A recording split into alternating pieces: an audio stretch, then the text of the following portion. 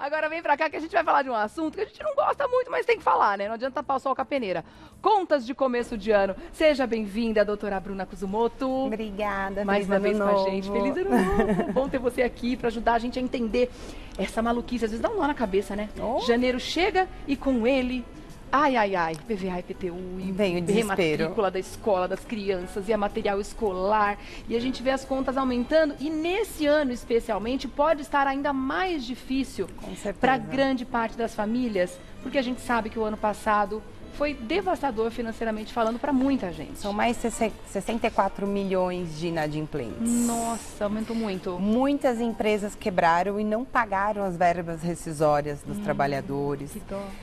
Muitas empresas aderiram ao programa, né, do governo de suspensão de contrato, que refletiu no 13º, que muitas pessoas esperavam o 13º até para quitar aquelas dívidazinhas, né? Claro. Cartão e tudo mais.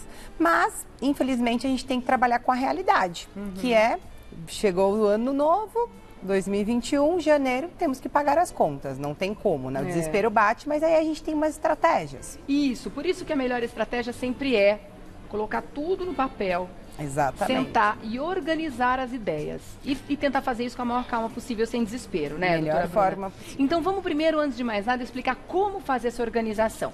Quais são as contas que são importantes para a gente colocar em dia nesse começo de ano e se tem uma ordem de importância para essa quitação. Tá.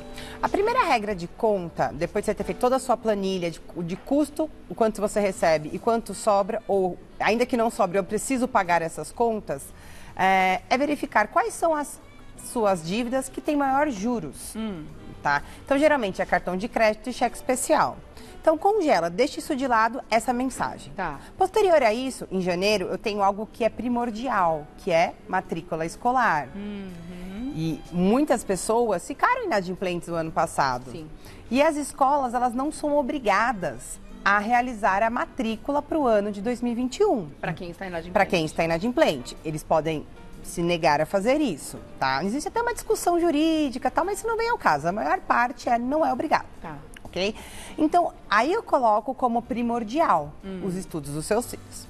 E tem como negociar com as escolas? Tem. Porque assim, eu sei de casos de pessoas que conseguiram uma negociação, de não pagar por um tempo e de, se tiver juros, são juros bem baixos, porque a escola, enquanto instituição, não vai querer perder aquele aluno, até porque tá difícil ter novas matrículas, né? Exatamente. Porque é uma situação generalizada, não é uma coisa pontual daquela família. Então o momento é de negociação? O momento é de negociação justamente no começo do ano. Por quê? Porque você vai saber o quanto você deve no passado de mensalidade escolar, você vai fazer um pacotão, falar, olha, eu quero negociar, eu consigo pagar isso para março? Consigo ter uma carência para criar um fôlego, pelo menos para eu pagar as contas essenciais que geralmente terminam em março? E as escolas estão simplesmente aderindo, justamente porque a ideia, o fim da escola é dar educação, não é só ganhar dinheiro. Lógico que existe também a questão do lucro, mas o primordial, o objeto social da escola é educar. Então, há possibilidade, eu sugiro que as pessoas liguem para as escolas, realizem a matrícula, mas antes de realizar a matrícula, explique por que vocês chegaram nessa situação, tá? Além disso, algumas pessoas estão me questionando, não sei nem se é pauta, mas só vou dar uma observaçãozinha. Claro, tudo é relevante. Que, doutora, não pode aumentar a mensalidade escolar. Muitas pessoas estão me perguntando isso, tá? E estão brigando. E eu falei, não, gente, pode. Pode aumentar a mensalidade escolar, independentemente da alegação de que as aulas não estão sendo presenciais. Mas existe uma autorização. Primeiro que o governo não pode intervir numa instituição privada, tá? E além disso, existe uma coisa que se chama planilha de custo da escola. Que qualquer pai pode pedir e nenhum pai pede para verificar o porquê do aumento da mensalidade e a porcentagem desse aumento, que é baseado com o custo, ou seja, hoje contratação de tecnologia, de software, de internet, tem todo um equipamento, treinamento, tá? Então assim, gente, pode aumentar a mensalidade, mas nada impede de vocês sentarem com a escola, expor as suas vulnerabilidades, o porquê que vocês chegaram nesse ponto, pedir um prazo e pedir o parcelamento. Os juros limita-se a 1% ao mês. Tá bom? Então, assim, dá para vocês conversarem e chegarem num acordo e manter o filho de vocês no colégio, que é da preferência de cada pai. Tá.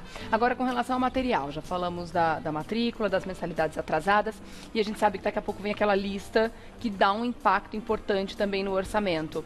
Pode ser que a lista esse ano esteja diferente, ou para mais ou para menos, porque a gente vai continuar na situação online pelo menos por um tempo, ou numa forma híbrida, né? Um pouco presencial, um pouco online.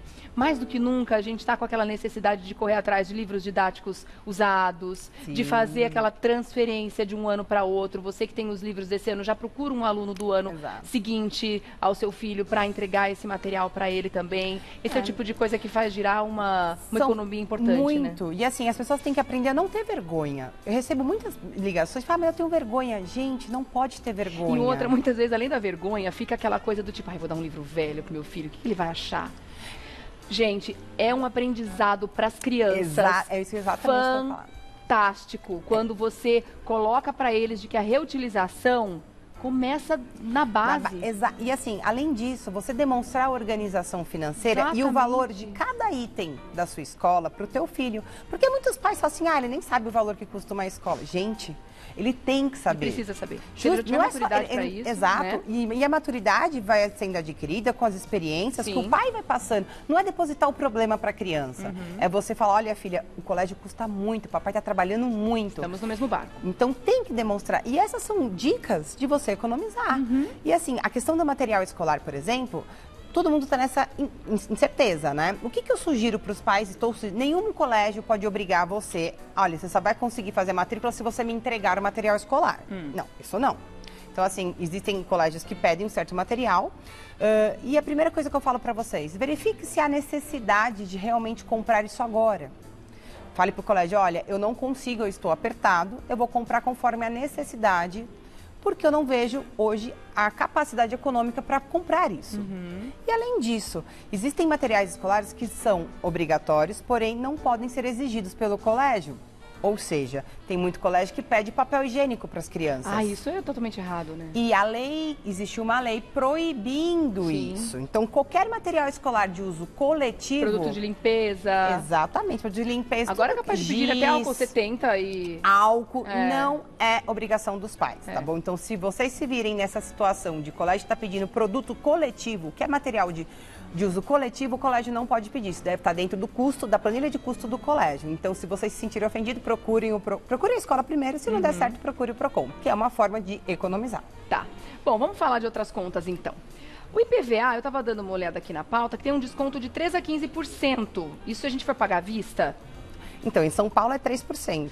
Foi o que eu vi, falei, gente, mas cadê os 15% que eu não achei? Que eu até queria ver se compensava pagar à vista.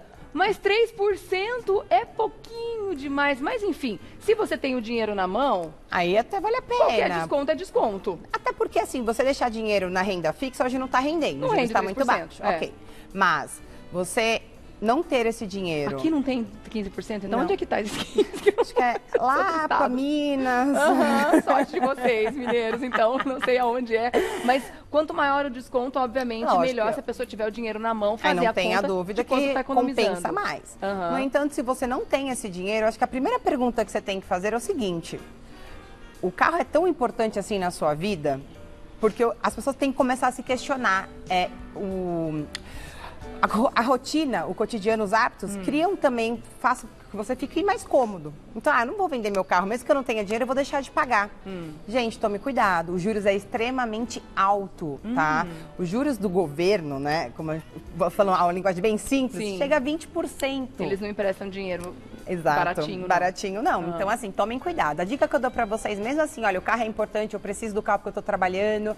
Então, parcele em 3 vezes e parcele no cartão de crédito, por exemplo. Tá. Lógico, observe, né, dentro das suas finanças, dentro do seu cartão de crédito. Você já não tá com uma dívida gigante ali dentro. Exatamente. Também. Mas assim, eu sugiro você por quê? Porque eu querendo cartão de crédito vence 30 dias depois, né? Dependendo da data da sua fatura.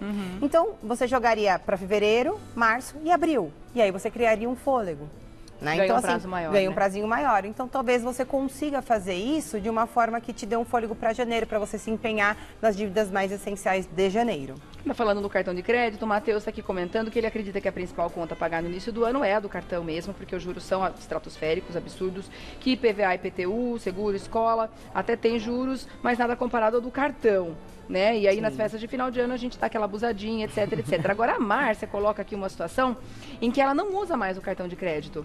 E ela está dizendo que a vida financeira dela evoluiu muito depois que ela abdicou completamente do cartão de crédito. Ela tem controle dos gastos. Imagina, saiu gatos aqui, mas é o autocorretor aqui pregando peça. Cartão de crédito te faz pensar que você tem um dinheiro que não é seu. E, de fato, se a gente não tem educação financeira suficiente, o cartão de crédito ele é muito mais vilão do que um ajudante. Porque qual que é a ideia do banco? É te dar um limite maior para ele faturar, não tenha dúvida. Ele ganha com isso. Até porque se você parcelar, ele está ganhando com juros rotativos. E juros rotativos é extremamente alto, chega a 14%, 15%, 16% ao mês. Ou seja, se torna algo impagável praticamente se você deixar esses juros a correr de vista, né? Sim. Então, qual que é a sugestão que eu dou para vocês? Se você não tem controle financeiro e você precisa do cartão de crédito porque você não consegue pagar isso à vista, por exemplo, você diminua seu limite. Fala, não, eu quero um limite de R$500. Porque é o R$500 eu consigo pagar por mês. Você pode pedir isso. Você não precisa do limite que o cartão de crédito te dá. Você pode pedir para diminuir. Porque chega no limite e não passa mais o cartão. Exatamente. Aí chega, não, para aí. Estourou sua fatura, você não consegue mais pagar. E aí, isso vai gerar com que você comece a pensar no que gastar. Porque o seu limite diminuiu. Exatamente. Consciência é super importante, né, gente? Sem dúvida nenhuma. Agora, como a gente consegue identificar juros abusivos? Gente, isso é bem difícil. Por quê? Os bancos, as instituições financeiras, elas não existe nenhum tipo de limitação de juros. Então, não tem um limite legal de 1%, por exemplo, se eu tivesse emprestado dinheiro para você, tá? Então, eles podem colocar os juros que eles bem entenderem, entre aspas. Por que eu falo entre aspas? O Banco Central, se vocês jogarem no Google, quase ninguém entra em acesso nesse Banco Central, mas ele é que regulamenta esses juros, tá? Ele cria uma média entre os bancos. Então, como você sabe que o juros é abusivo? Eu sugiro você fazer o seguinte: ligue para um banco A, para o banco B e para o banco C. Fala, olha, eu quero pegar um empréstimo. Qual é a taxa de juros que vocês estão me fornecendo? Você vai ver que, em regra, a ideia é que tenha a mesma porcentagem, cada 1,1, 1,5, 1,3, isso é uma média.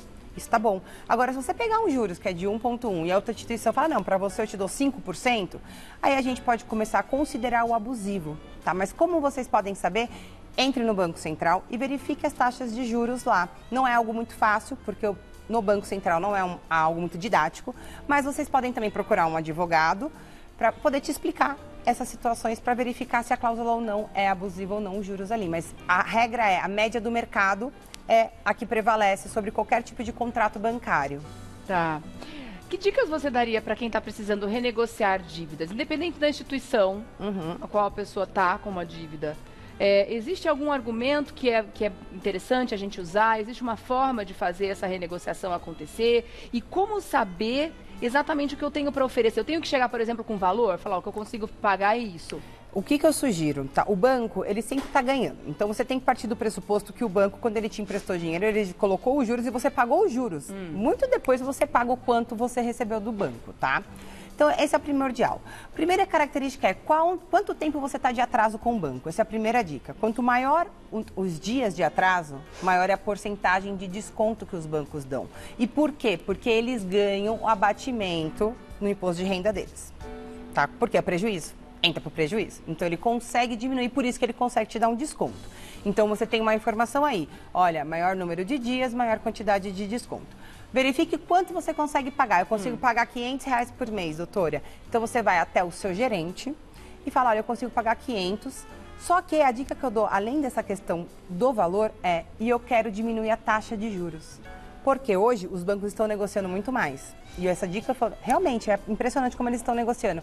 Só que eles estão aumentando a taxa de juros e aumentando o prazo. Ou seja, a sua dívida está triplicando. Nossa. Então, a dica que eu dou, eu consigo pagar R$500 por mês, eu não quero diminuir os juros e eu não quero estender o prazo. Ou vai em outro banco e peça portabilidade. Né? Que hoje Isso possível. é algo possível e todos os bancos estão fazendo, principalmente as fintechs, os bancos que estão nas nuvens, né, os digitais.